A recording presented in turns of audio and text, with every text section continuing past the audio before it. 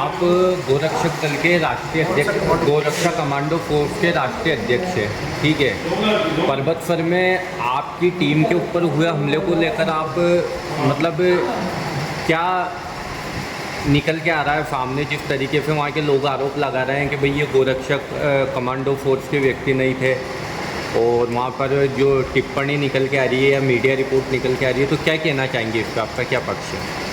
मुझे जानकारी रात को 2 बजे लग गई थी। उस दिन मैं कहीं बाहर था, 2 बजे मुझे जानकारी लगी कि भाई गौरक्षा वालों के ऊपर जानलेवा हमला हुआ है। एक्चुअली हमारे गौरक्षा कमांडो फोर्स की टीम गई थी पुष्कर जी दर्शन करने के लिए, और उनको वहाँ जानकारी लगी कि भाई हमारी जो यात्रा है, दीदी माँ है गौरक्षा, आपने 31 वर्षीय गोप्रियाम संता पद यात्रा की जो साध्वी जी है, वो वहाँ पर मेले में उनको पूछने के लिए गई थी कि भाई ये जो गोवंश जो लेके जा रहे हैं ये कहाँ लेके जा रहे हो, कहाँ से लेके आए हो और कौन है किसान, इसकी कुछ जानकारी लेने गए थे। तो उन लोगों को, हमारे जो राष्ट्रीय प्रभारी है प्रहलाद जी राठौड़, उनको जानकारी लगी कि भाई दीदी के ऊपर कुछ हमला हो गया है, तो वो लोग भी वहाँ पर उनको दीदी को वहाँ पर बचाने के लिए गए थे। तो ऐसी जानकारी मिली कि हमारे जो राष्ट्रीय प्रभारी जी हैं उनके साथ में बेरहमी से वहाँ पर कुछ कथाकथित किसानों द्वारा जानलेवा हमला किया उनके ऊपर, उनको बेरहमी से मारा है और उनकी सोने की चेन और एक पर्स और एक मोबाइल उनसे छीन लिया गया है, जिसके कुछ वीडियोज़ भी वायरल हो रहे हैं। और बाकी भी कुछ गौरक्षकों को मारकर उनके ऊपर झूठा मुकदमा भी किया है, उनको जेल में भी डाला है। एक्चुअली ये जो पशु मेला जो है, मैंने आपको एक हाईकोर्ट का आदेश भी भेजा है। कहीं न कहीं मुझे लगता है कि हाईकोर्ट के आदेश का ये लोग उल्लंघन कर रहे हैं।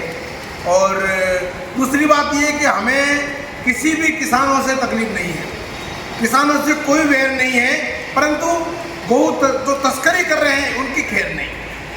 मुझे लगता है कि राजनीतिक संरक्षक हैं, कहीं न कहीं उसमें राजनीतिक जितनी पार्टियां हैं सही, कहीं न कहीं सभी लोग उसमें लिप्त हैं।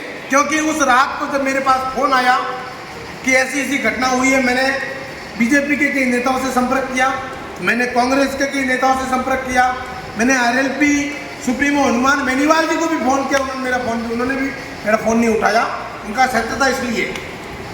तो मुझे ऐसा लगता है कि सारे लोग ये राजनीतिक षड्यंत्र करके कहीं न कहीं गौवंशों की जो तस्करी हो रही है उसमें कहीं न कहीं सारे लोग लिप्त हैं उसमें, इसलिए उनको संरक्षण दे रहे हैं।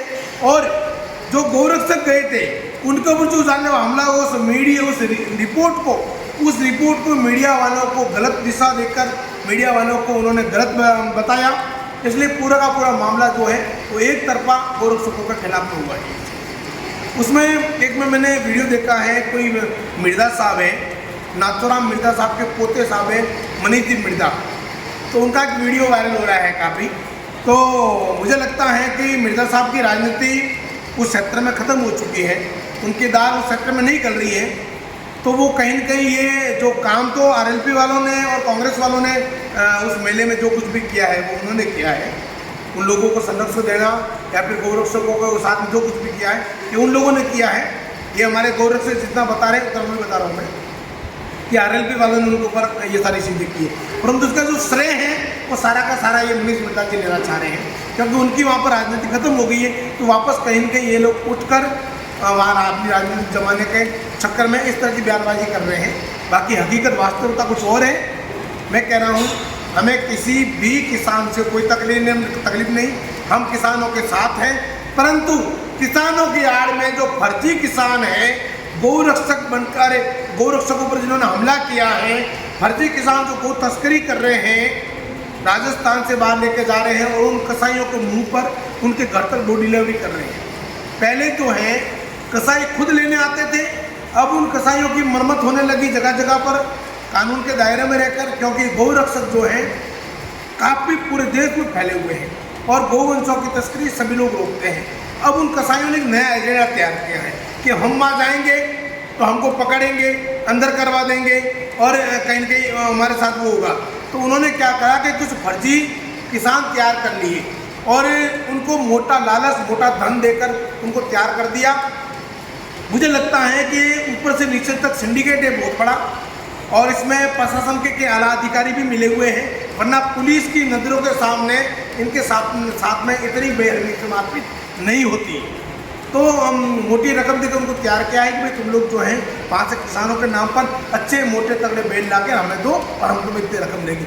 एक्चुअली ये लोग कहते हैं कि 100 साल पहले का मेला है। मैं आप लोगों को बता दूं क्या 100 साल पहले किसी भी तुम्हारे घर में ट्रैक्टर था क्या? नहीं था किसी के घर में ट्रैक्टर, सब बैलों से खेती हुआ करती थी, इसलिए उस समय पशुओं का मेला लगता था। आज के टाइम में सभी के घर पे 1-1, 2-2 ट्रैक्टर है, कोई बैलों से खेती बहुत कम लोग करते नहीं, इसलिए ज़्यादातर ये जो गौवंश हैं ये कटने में जाते हैं। मेरा सरकार से निवेदन है, भाजपा सरकार से निवेदन है, केंद्र में बैठी भाजपा सरकार और प्रदेश में बैठी भाजपा सरकार से निवेदन है कि केवल चुनावी वादों में और केवल पेपरों में गौ सेवा और गौरक्षा की बात करके ये ढोंग बंद करें और जो गौरक्षकों के साथ में जो घटना घटित हुई है उसका संज्ञान लें और जिन लोगों ने गौरक्षकों पर हमला किया है, जो लोग इन तस्करी में लिप्त हैं, जो जितने भी अधिकारी हैं, जितने भी नेता हैं, जितने भी जो कुछ लोग हैं, उन सभी के ऊपर कड़ी से कड़ी कार्रवाई करें। क्योंकि आप लोगों ने जब गाय की बात की तब हम लोग आप लोगों के लिए घर घर वोट मांगने गए थे। सुषमा स्वराज जी के वादा में भूला नहीं। 2013 में दिल्ली में सुषमा स्वराज जी ने वादा किया था कि हमारी सरकार आते ही हम गौ तस्करी और गौ हत्या बंद करेंगे पूरे देश में। हमने 3 बार आंदोलन कर दिए, हम जगह जगह मुकदमे ले रहे हैं, जगह जगह हमारे गौरक्षक मार खा रहे हैं, जेलों में जा रहे हैं, परंतु ये लोगों ने मुंह पर पट्टी बांध के रखी है, मुंह पर धारण करके रखा है, ये स्वीकार नहीं करेंगे। आने वाले चुनावों में अगर भाजपा ने गौ हत्या के खिलाफ में कोई ठोस कदम नहीं उठाया, गौ तस्करी के खिलाफ कोई ठोस कदम नहीं उठाया, तो ये देश के गौरक्षक, ये देश के गौ भगत, ये देश के गौपालक सहित सभी गौ प्रेमी एकत्रित होकर इनको बहुत ही तगड़ा जवाब देंगे। और सबसे बड़ी बात बता रहा हूँ मैं, जब से प्रभु सर की घटना घटित हुई है, कई आरएलपी के लोगों ने मुझे जान से मारने की धमकियां दी है। मैं कह रहा हूँ मेरी जान को भी खतरा है, इनकी जान को भी खतरा है। मुझे या मेरे गौरक्षा कमांडो फोर्स के किसी कार्यकर्ता को कुछ भी होता है तो उसकी संपूर्ण जिम्मेदारी आरएलपी और हनुमान बेनीवाल के कार्यकर्ताओं की होगी। क्योंकि मेरे फेसबुक पेज पर आप कमेंट देख लेना, सारे के सारे जो कमेंट हैं सारे आरएलपी वालों के आ रहे हैं, दूसरे किसी लोगों के कमेंट नहीं आ रहे हैं और धमकियाँ भी उन्हीं लोगों से आ रही हैं। जी, किस नाम से आपका फेसबुक? मैं SS टाइगर के नाम से मेरा पेज है और SS टाइगर सुरेश सनातनी के नाम से मेरी आइडिया है, SS टाइगर सनातनी के नाम से मेरी इंस्टाग्राम आईडी।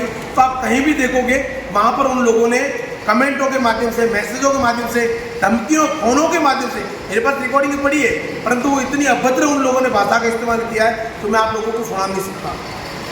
सरकार गूंगी बेरी है बीजेपी की, इनको तो क्या है, केवल नोट चाहिए और वोट चाहिए, इन्हें किसी गोरक्षा से मतलब मर जाएंगे। हाँ, गोरक्षा से मतलब हम ये कह रहे हैं मर जाएंगे, मिट जाएंगे, परंतु गाय की तस्करी हत्या नहीं होने देंगे।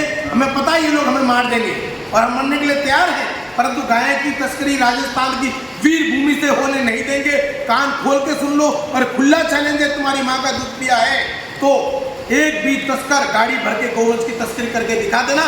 किसानों से बैर नहीं और गो तस्करों तुम्हारी खैर नहीं।